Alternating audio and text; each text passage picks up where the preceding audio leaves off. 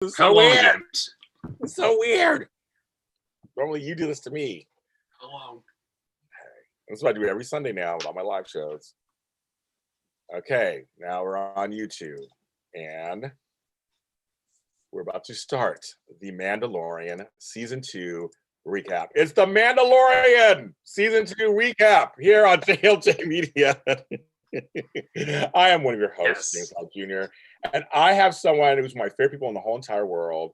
And you know him from the Star Wars universe, Mr. Ryan Nilsen. Hi, Ryan. Thank you so much for having me. Yes, Ryan Nilsen, co-host of a Star Wars news show with Steph Sabra. James Lott Jr.'s come on a ton of times. Massive Star Wars fan, and incredibly excited to be talking about The Mandalorian. Former senior producer at Popcorn Talk. James, what an episode, man. Yes, and so I know folks are coming into the chat room, so you guys come on in. I know we just started, so you guys come on in. And if you're watching this later, welcome. And I want to make sure I say this before we even start anything. It's going to be spoiler alerts all around, so I just make sure I say that. Do my due diligence, Ryan. Make sure I say that. Spoiler Give you guys a day and a half, kind of watch it at this point. If you watched it, some of my friends watched it Thursday night. So we're letting you know. It's spoilers. We're going to talk the whole episode. So spoilers. So if you haven't watched it, you just like us, stop watching, go watch it. Hi, Kristen Marie. So yes, so just I want to make sure I say that, right, Ryan? Is it spoilers everywhere? Spoiler alert. Check it out, Disney Plus, Chapter 9. Here we go. The Marshal. The Marshal. It's going to be spoilage happening. Before we start, I got to do the church announcements, as we always say. We are on JLJ Media right now because that's what's happening. And JLJ Media is on YouTube. So obviously you're here, you're watching me on YouTube. Make sure you subscribe and comment. Hit that like button, folks. Or Ryan will come get you.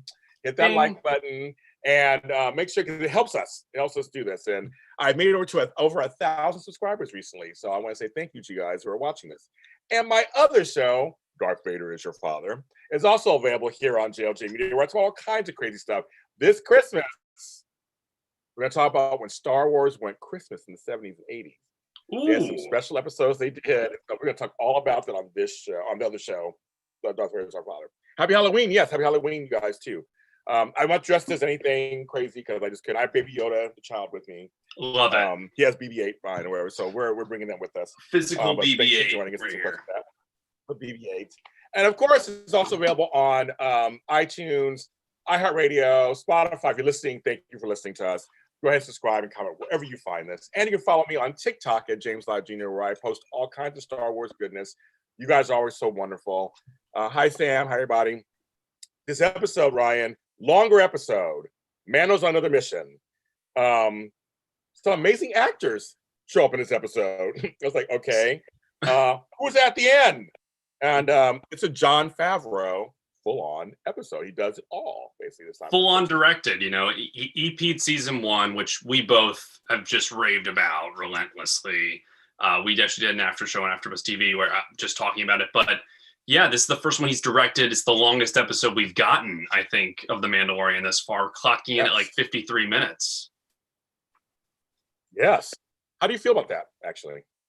I really think it helped. I think I like a show that takes its time, but also goes at a necessary pace. I know people were kind of frustrated last year with the shorter run times, but they were trimming the fat. For this episode, I thought it was great because I actually got to care about some of these side characters. You know, it's an adventure a week most of the time, and then there's a little bit of a through line throughout the season. But some of those characters on a few of the adventure a week episodes, they kind of fall by the waistline, or they are synonymous and we care about them. Like last year with the I Have Spoken character, you know, he stuck with us, but then there's a few characters where, you know, we reach on an island or he goes to Tatooine, I'd forget their names instantly. I'm always going to remember Timothy Oliphant from this episode, and I think that's because of how much time yeah, same here. Same here. Sorry. Yeah, same here. When I heard his voice, I go, I know that voice. Like I knew that voice. And because I've watched many of his other things he's been in a million things, obviously. Justifies my favorite ones. But he's been in a lot of stuff that I love. So I heard that voice. I go, that voice is like really familiar. And when he took off that thing, I was like, oh, he looks good too. I was like, oh, Timothy, you look good. Yeah, he was some silver fox there. You got some. He was. And they were good. And they were good together. I mean, it totally went again. See, for me, Ryan, The Mandalorian, when I first watched it, because you guys had watched it first before I did. I mean, we had a big laugh over that. So I binge watched it and I watched it. It was nothing I thought it was going to be. I don't know what I thought it was going to be, but it was nothing I was going to be. And again, this episode turned to be nothing I thought it was going to be, which to me is a pleasant surprise. And I thought, because they became friends towards the end, they literally left each other as friends. And Right. I also love the humor that's brought in. Amy Sedaris, who I love also, she's back. Right. It's hilarious. I mean, but she fits the universe. You just said, like in the side characters, we know her already from last season. It's like, oh, there she is. And she knew about the history. And it was like her character wasn't just there for, giggles. It was like she also helped forward the story. And then we had unrecognizable John Leguizamo. I was like, what? Right. I saw his name in the credits and I go, which one? Oh, he was the Cyclops guy from the opening fight. Yes. They do it in order. They always do it in an order of appearance. And I was like, that was John Leguizamo. I mean, I love him, first of all, comedian, stand-up, everything. So that was kind of nice. I mean, it's like, so they're getting some good people who actually, they worked within this Star Wars Mandalorian universe. That's why I kind of, you mentioned about the side characters. I agree with you. I want to get to know them and see what's going on, go on a journey with them too. And we get to learn about the different species, there, and have each have their own little histories. I mean, we got a backstory, but wait, we'll get into it. We got to get into it. We'll get in. I mean, yes. So, the line that everybody heard from the trailer, that everybody's talking about, wherever I go, he goes, said early on. I had to laugh. I kind of chuckled because I heard that like 1,000 times before the show started. And so he's looking for other Mandalorians. I guess that's our journey this season. He's looking for other Mandalorians to return the child back to his people, which I guess that's a continuation of last season, right? Yeah, it's a direct, really clear stakes, really clear objective here. He needs to get Baby Yoda back to his kind, which we know as an audience is like the Jedi. I don't think he knows that quite yet. And his way of getting to find the Jedi is find other Mandalorians, which, at the end of last season, it was just that armorer, and then all the other ones were kind of gone. So he has to find someone that can maybe point him in that direction. And I thought this episode was great for that, because little stepping stone, getting closer and closer. And again, we'll talk about that ending. But yeah, the opening, similar to last season, the first episode, the pilot, where just an instant, you have a stand-up comedian even there, where he's getting a bounty. And this time it's just he's trying to get information. And even that line he has where he goes, "Your death will not be at my hand." You immediately knew something was going to happen there, where like the wording was very, very particular. I laughed. I totally laughed. I was like, uh-oh. Oh, and just a great touch too when, this was also in the trailer, but, they all pull guns on him and he's like, "I don't gamble unless I have to." And he pulls out the flyers and Baby Yoda just hides in the crib. Yeah. Let the fighting commence. Great opening. I know. It's for me, the pacing of this episode was good for being longer. It was action, setup, action. Surprise ending. Yeah. The little thing at the end. But it was action, setup, action. God, I loved it. It was to me, it was very clean, clear. And also this feels like it's such a Star Wars universe show. Like it really has the feel, doesn't it? I felt that last season too. It's comfort food. It's so comforting. Even after that opening, when you hear the music cut in, you're like, "Oh, we're back." Like I just settle in. Dun, dun, yeah, I love the music. I love the music. I love the music. I love the end credit music. I listened to all I saw this whole thing. Michael B is saying, is his kind of Jedi or a race of Yodas? So, I think I'm going to go with Jedi. I think they're going for bring this guy back to his people who can move things with his mind, is how he phrased it. I'm assuming it's Jedi, but that could be. What do you think, James? I'm kind of the same way, but they keep mentioning. I mean, I've seen out in the universe mentioning other things, but I'm assuming Jedi also, just because the way Yoda was introduced. I mean, in Star Wars, just the way everything's introduced. I mean, it's kind of like that kind of. They are tying things in. I mean, you're hearing about Death Stars and second Death Star. You're hearing about the Empire falling. I love all that crossover stuff. Like it just makes the child of me from the 70s and 80s just love it, because I'm like, I saw those movies. So I'm kind of with you. It kind of, He's like, they had to have parents. Well, I mean, yes, it's well, like, well, as Homegirl said, if he splits or whatever. I mean, so they don't say gives birth. They don't say that. They say other words. So I mean, it's.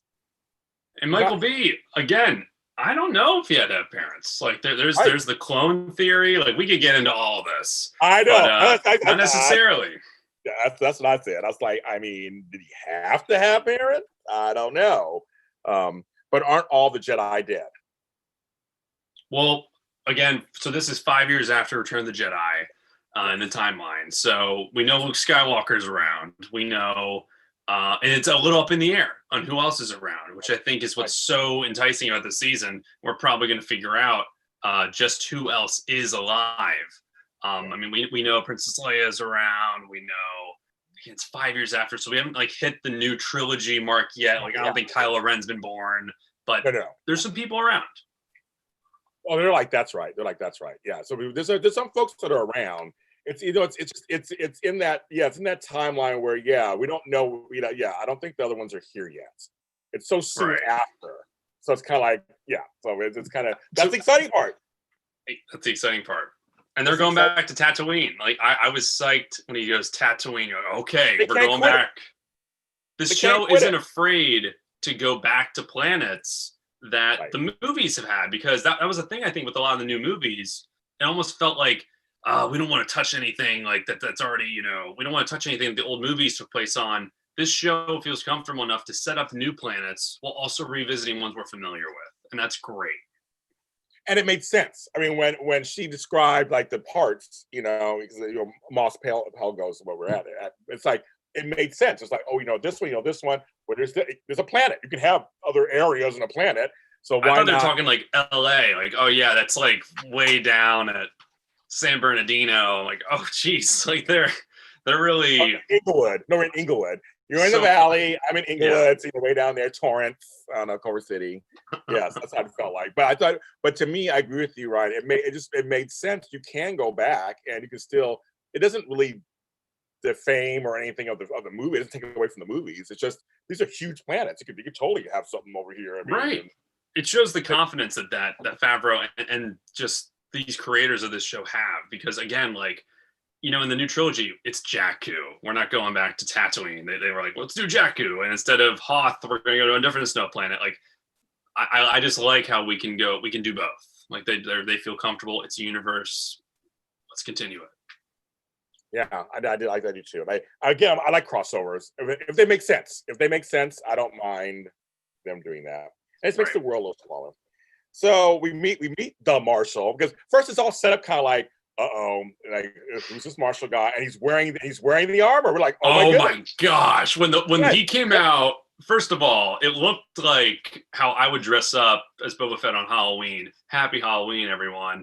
Or it looked like, okay, we're gonna do like some kind of parody. Right. Like, Like it looked what's going on here? Like he looked ridiculous, but I got so excited when I saw the armor. Me too. Obviously, Boba Fett's right. Right. But that was, were we promised? Like I say promised in air quotes.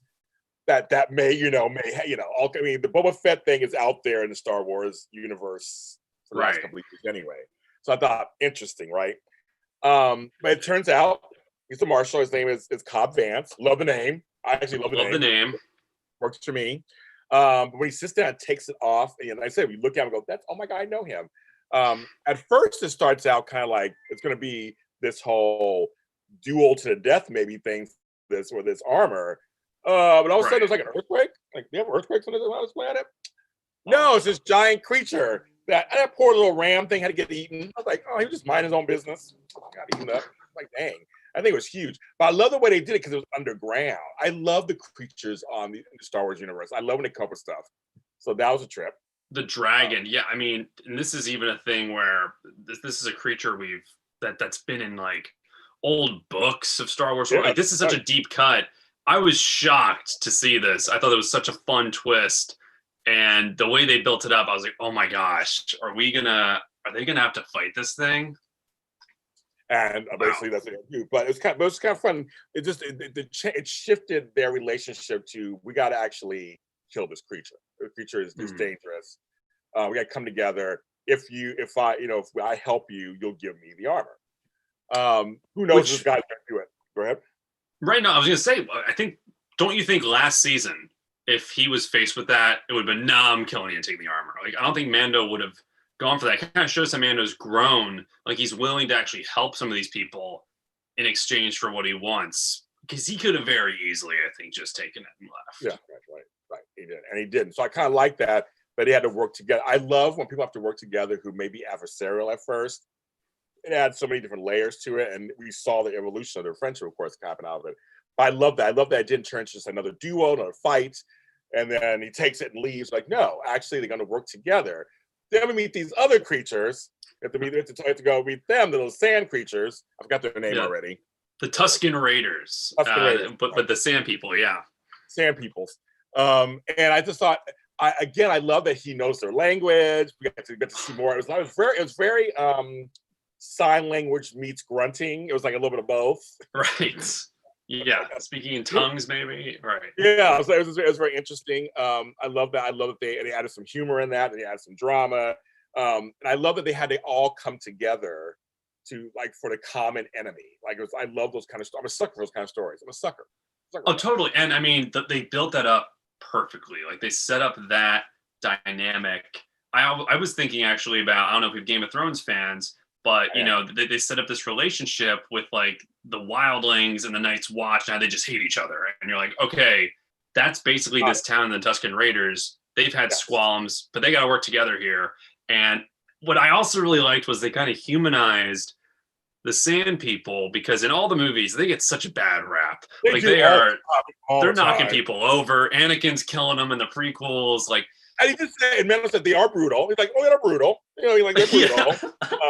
He did say, I laughed when he said, he goes, oh yeah, they are brutal, but they're savages. But but however, we're gonna help. We're gonna help. Again, this show makes me chuckle sometimes when they do stuff like that. But it was like, but yeah, so they always get the bad rap. So it did humanize them a little bit, and so that there's probably a reason why they are that way, probably. So, but they had to come together, and which to me, and I'm always interested in how they're going to do this. And well, before we get to that, so they show a backstory, which I just was shocked. Oh my gosh! Of Cobb Vanth. Yeah. I didn't even think all of a sudden they go, and so this is what happened. And the second Death Star blew up. Like, oh, they're showing his backstory, how he got this, how he got to see it. That was kind of cool. So cool. I mean, and there's so many interesting things about that, right? Because Star Wars isn't really known for flashbacks, first off. No. But at the end of last season, they do with Mando, because they show like how he kind of got brought in as a foundling. And so I love this. And I would love, when maybe we talk a little later like about the rest of the season, I hope they continue down this road, because I would love to see some flashbacks about some other elements going on. So that really cool. But I love seeing like the second Death Star blew up, and how I know the second. He goes, he said it was like the Death Star, the second Death Star. I chuckled. So everybody. But again, they're telling us the timeline. So I mean, because we all thought probably the first they were thinking that, so they had to kind of let us know. But the way he said it was kind of funny. It's like, oh my gosh, and how he got the armor. He got the armor from Jawas, who just picked him up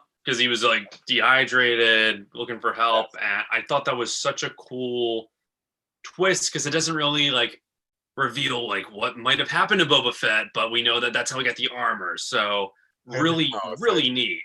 And then just another Jon Favreau comparison here, the shot where he has the armor on and fights those guys who took over the town, and he launches the missile for the first time, totally brought me back to Iron Man, when Iron Man first puts on the suit and takes out that tank, turns around. Like, that was the same thing.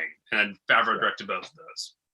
He did. It's just true. It was when I saw the jetpacks and they were flying up, I thought that was very John. Also, it was very John. I mean, that's very like, okay, sure, you can do that to combat the dragon. But I just thought it was like, okay, so we got a backstory.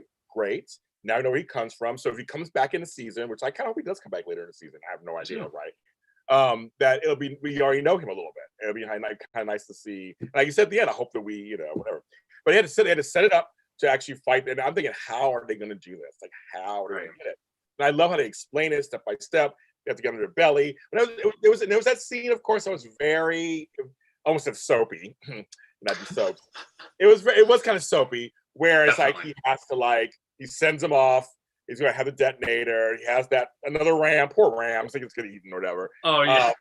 I mean, poor thing. The ram's like, I don't want to be here. He's trying to get away, and he's like, no. He's like, where are you going?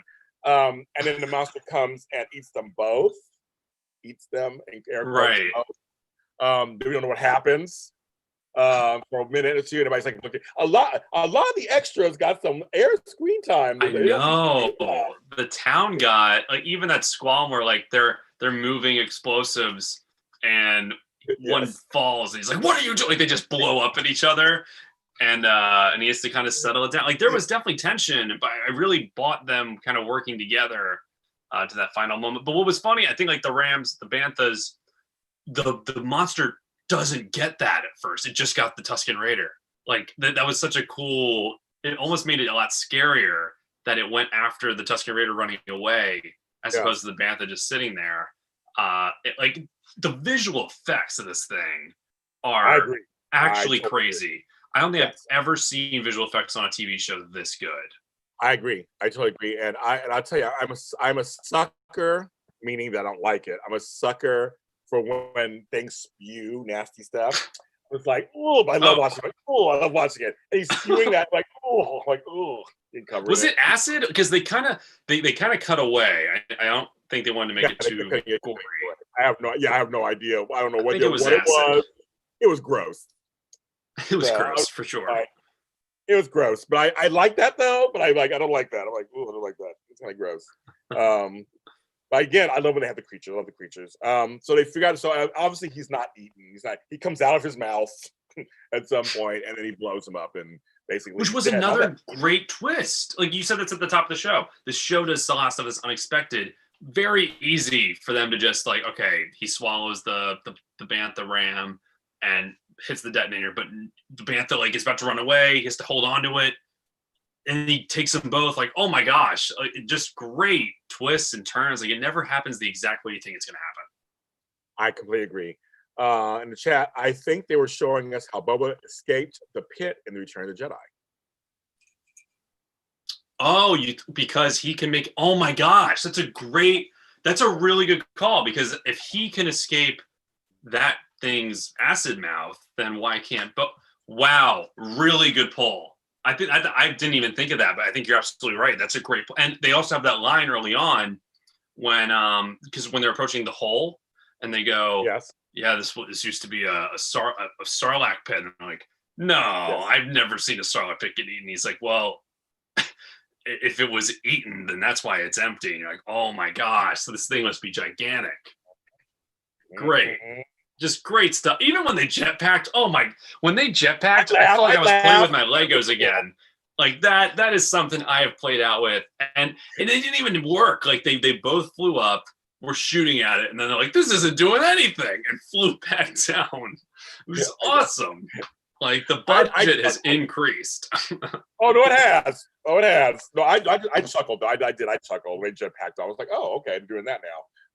That's good. But they had to try to get close to the draft. I mean, it made me laugh. But it's cute. I mean, the budget has increased. I mean, I'm telling you. And again, if these are virtual sets where they can actually see where they're at, that must, for an actor, it must be very, very good because you can actually really imagine yourself there. It must add to your acting performance. It just must. It has to. And there's so many interesting things going on with all the performances. Again, Timothy Olyphant, we said him earlier, but if he's typecast as some kind of sheriff or marshal, he does it so well. Like he fit perfectly. He did. He totally did. And I was wishing it wasn't over. I was like, oh, that's it. And he gave him the suit and he gave him the armor, and that was fine. And he gave it to him, and I was just like, oh, I was like, I hope you come back too. I mean, and it's the fine line. Make sure you tell him I didn't break that, and he like walks off. And it's kind of it's just like he plays that kind of sly, almost anti-hero kind of thing so well. Like he's a hero, but he's not a hero. Like he's just like he has an edge to him, which is good because Mando's very straight-laced. I mean, Homeboy, Pedro plays him so well, but it's just he's so straight-laced for the most part. He does some humor with him. He did some humor back with him, kind of, but it's still he's a straight guy, so to speak. Everybody else gets to be kind of. Everyone else gets to kind of play around a little bit. But no, you're right. I mean, he was a little uneasy about the plan too. Like even when they were early planning with the Tusken Raiders, he's like, we got to rethink our negotiation. And but also they really brought him down to earth. Like he cared about the town, and like he really did. And he would just give away this armor. You could tell he has a lot of he cares about the people. Yeah, he does. This episode. I mean, and and we'll get to the other thing about the who's at the end. But I just thought this episode was another solid episode in this series. I think it's a great continuation from season 1 because it was a great season 1, and we ended on a great note in season 1, obviously. And I'm sure that'll be addressed at some points this season. I'm sure.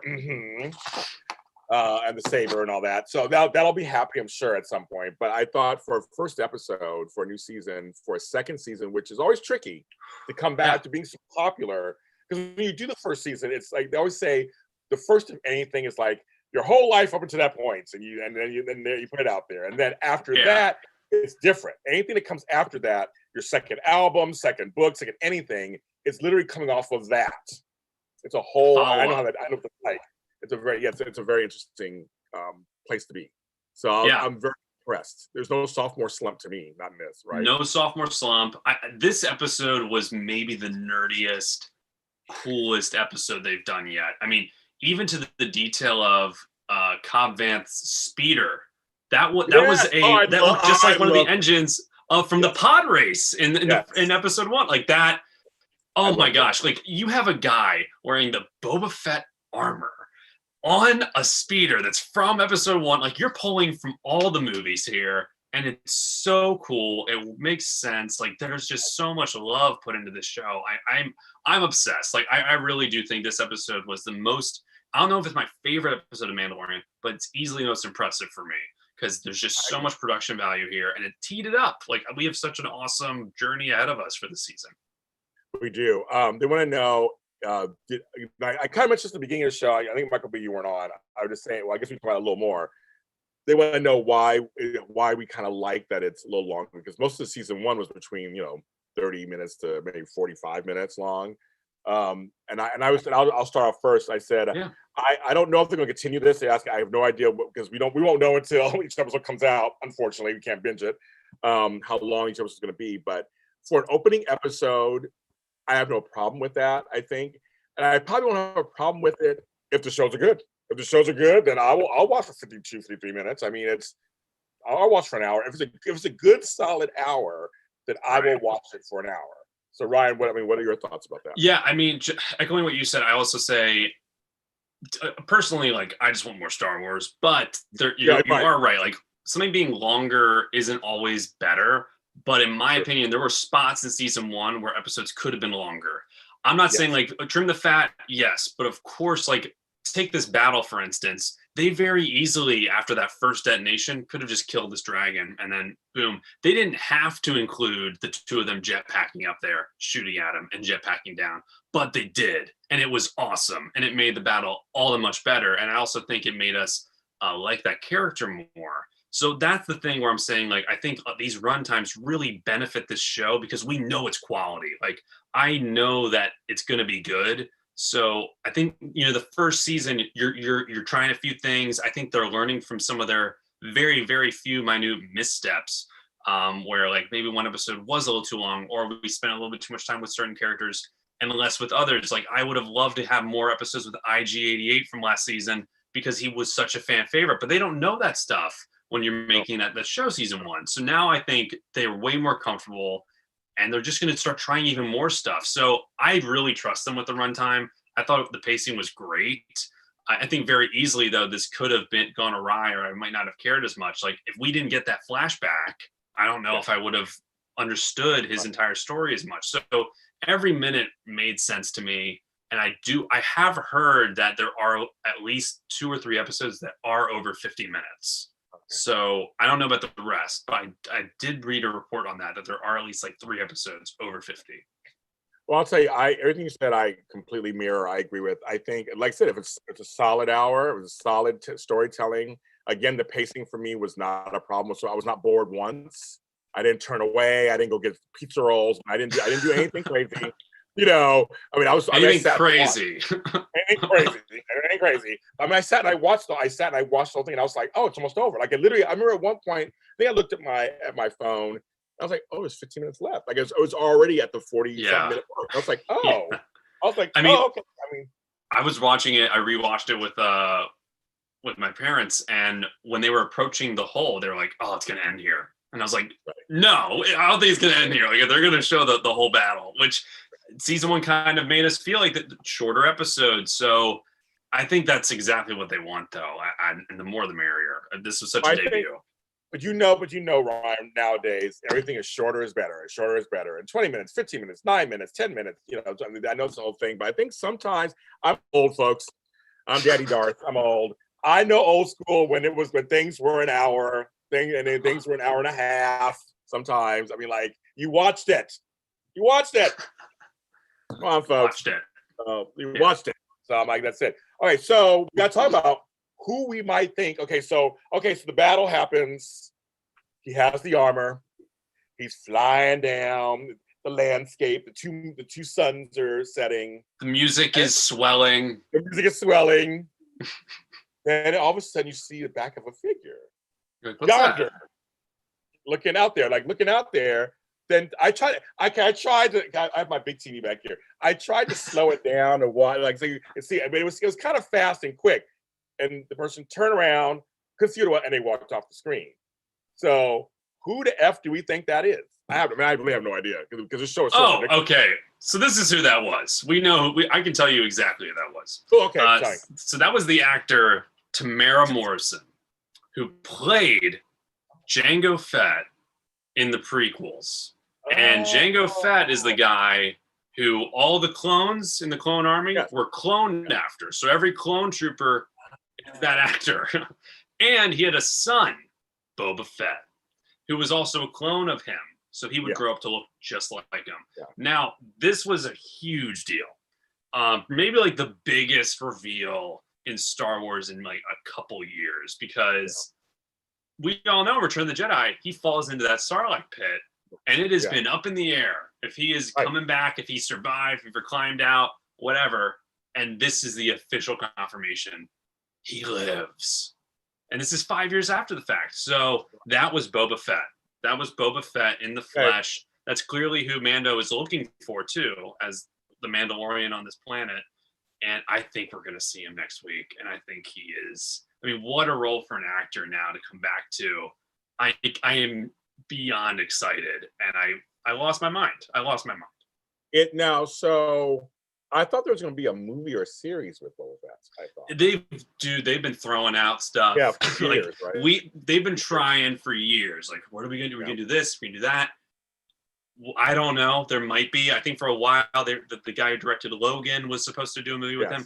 But all I know is he is in this season. And, there were we covered a few stories about this on Star Wars News, where like it was rumored, it was leaked, people saw him, maybe they didn't. But his agency, I think like CAA, accidentally put it on his resume or one of his recent submissions. So like he is in this season, and that was him. And I am just thrilled because he's an incredible actor. And wow, Boba Fett lives. We're gonna get more of him. I love crossovers. I do. I love crossovers. So he survived. Like, this is nuts. And it's a little confusing though, because a lot of people, this is something that I think is really cool how they're introducing it. Because if they made that the whole episode, I think a lot of people would have been lost. Right. Because these are details that you would have to see all the movies and like kind of really pay attention to the actors. Like it's a really small details here, but I think they're going to really flesh it out next week. And I hope we get flashbacks of him coming out of the Sarlacc pit. Like one of the commenters suggested. Yeah. That's a prediction right here on the Mandalorian After Show. That's a prediction. You want to see a flashback of him climbing out. What do you think, James? No, I mean now if it is Boba Fett, then I'm like, oh my goodness. I mean, I'm like, I think Boba here in the series would be great. He dies, saving Mando at the end. That's one thing. It makes me excited because again, I know, is that crazy? It makes me excited. I mean, I'm happy to have him on the show, and that's him. I'm happy to have him on the show. Happy to see what happens, how they interact. What the big scene where they see each other is gonna be amazing. It's gonna be. I trust the actors and the writing. I trust it all. that's going to be this amazing scene in the Star Wars universe. I mean, like not just for the show, because now we're connecting Yeah. of the two parts of the universe. I mean, to me, it's the most exciting. I love that. I mean, this is a question that people have been asking if he's alive since 1983. Oh, yeah, I know. Yeah, I know. And this is the official confirmation. Like he's popped up in video games, and people are like, "Yeah, he lived," but like we weren't really sure. This is it. Like he is on screen at the end. His armor was in the entire episode. Like it is happening, people. It's happening. And it's funny because I'm glad this is being done by Lucasfilms, and it's like they can do anything. So I love that we can have this, and it should be very exciting. I mean, I know we got a bunch of different directors coming this season. We got a bunch of different. I mean, it's gonna be this season should be very interesting to watch again, because the first season was the trial basically of this, so just putting it out there and whatever. Everyone loved it, and so now I'm curious to see where they go from here. Like what's gonna? I mean, I have no predictions because it's so. This show just surprises me every time. Do you have a prediction? I mean, the thing that I'm really curious. So they gotta meet, right? They gotta meet. He's got his armor. Yes, they gotta meet, and I think they're meeting. I think they're meeting next week. Like I would be shocked. I think it's that soon. I don't think it's gonna be that soon. I mean, if he has his armor, he's on the planet. The episode ends with him looking at him. Like, for all we know, there's a speeder he's walking to right now, and he's just gonna follow him. Like, I really do think he's going to meet him next week. But my big question is this: so the whole reason he's gone to that planet is to find a Mandalorian who can help him find Jedi. Boba Fett, though he's got that armor, you know, he was more of like a bounty hunter. Like he did interact with a lot of Jedi. Like a Jedi killed his dad. Like in Attack of the Clones, Samuel Jackson, Mace Windu cuts off his dad's head. So he's got a bit of a vendetta against Jedi. So there might be a little bit of like, there might be some complicated, and even if he helps him bring him to a Jedi, he might be just trying to kill that Jedi, where Mando's intention is to get help from the Jedi. So there's a lot of interesting stuff that could go down here. Very true. That is very true. I think that actually that makes for an interesting story, much more than other. But I think I don't know. It's to me, it's very exciting. I just think I can't predict nothing because I just think it's just so. But I don't think they're gonna meet next week. But I could be wrong. I think they may draw it out a couple episodes. Maybe he'll fly. Like maybe he'll even go off planet and follow him, or what would we? Right? Or maybe another. I mean, I just wondering. Well, we have. There's the thing about this. There's no like trailers for next week yet, so you don't know what's going to happen. I'm like, I almost feel like there's another story first, and it continues, and but then they meet. Like me, because I feel like the armor and giving it back to Boba Fett will be a big deal. Like it's going to be a big deal. A big deal, and. Well, you know what? You might be right. Like that, because that'd be a lot too fast, right? Like right. They could stretch this out. We have like 10 episodes this season, right? 10. We have 8. We have 8, but you're right. I mean, I'm not entirely convinced they're going to meet next week either, but he might be following him. The thing, I'm just curious, like if they do meet, what that altercation will be like, because I don't know. They might have different motives, but I'm really curious to see if they team up. And I mean, that would just be bonkers cool. But if they do show flashbacks, like that's what I'm dying. Are they going to show a flashback of him climbing out of that Starlight pit? Oh my God, that's something that people have been making like fan films about for years. Yeah, I know. Like this is, I would lose my mind. That was my mind. But I mean, my question is, when do you think Baby Yoda was there? Like he was just there the whole episode, kind of taking it all in, just kind of watching, and for every altercation and hiding. Do you think we're gonna get some Baby Yoda like Force action soon? Well, we got a little bit. I think. Yes, I think we're gonna get something. He's not gonna just sit there and just be cute and cuddly the whole season. He's gonna do something else. I mean, he's going to. Yeah, I think he's going to. I have a strong feeling he's gonna have to. He's gonna be in a situation to help Mando, and so he's gonna show something else. I'm gonna go, oh, okay. He's not speaking yet. unless he talks, unless he begins to talk. I mean, unless he like babies do, they start to talk all of a sudden. But I have a feeling something's going to go down where he's going to have to jump in, so to speak, in the way he knows how, and it'll be something powerful and surprising. I'll go, oh, okay, and it'll help. But yeah, I think it's going to just be this cute little cuddly thing that's going to just hang out all season. I think something's going to happen. I think he's seeing all this stuff. I mean, he's seeing everything. I mean, he's seeing all this stuff. I mean, he's going to still be him. He's going to still be the child, obviously. But I think something's going to come up. I have a feeling. Right. Can't wait. I mean, the show is just so, it can go in so many directions. That's the problem. It can do the blessing and the curse. It can do whatever it wants, so to speak. But that's to obviously make sense for the Mandalorian universe. But it can go in and go. I mean, it can do anything. I mean, there's characters still to come on. There's characters that from last season we can still run into. I mean, like there's other planets we can go to. I mean, there's a lot. This is just our whistle was just wetted. That's all. This is the beginning of it. That's right. It. We didn't get any Carl Weathers. We didn't get we know they're coming back. So yeah, they're coming back. So I was like, so this is just the beginning.